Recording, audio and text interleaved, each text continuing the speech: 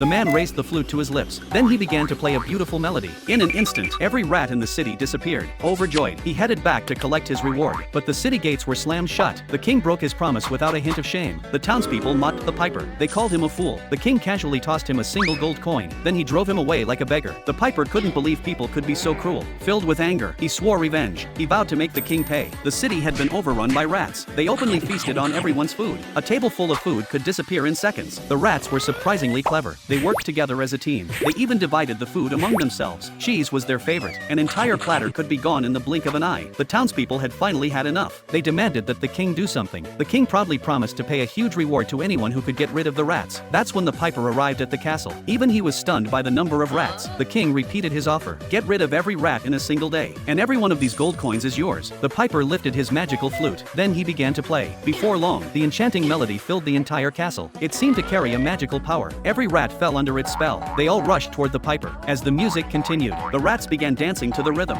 Then they lined up behind the piper and marched out of the castle. When the moment was right, the piper used magic. A giant wheel of cheese appeared out of nowhere. The rats rushed toward it without hesitation. Then the piper played his flute once more. One by one, the rats vanished. With the rat problem finally solved, the king once again broke his promise. He even laughed at the piper alongside the townspeople. Furious, the piper raised his flute again. Then he played another haunting melody. This was a city filled with greed and cruelty. The children were forced to do all the hard work. When they saw the piper return, it felt like hope had finally arrived. Together, the children pushed open the city gates. Then they ran out of the city. Every one of them followed the piper. The king and the townspeople instantly regretted what they had done. But by then, it was far too late. The piper led the children to the foot of a mountain. As the magical flute echoed through the air, the mountainside slowly split open. A massive entrance appeared before them. Beyond it was a place that looked like paradise, a world without worry or suffering. Perhaps, this was the paradise the children had always dreamed of.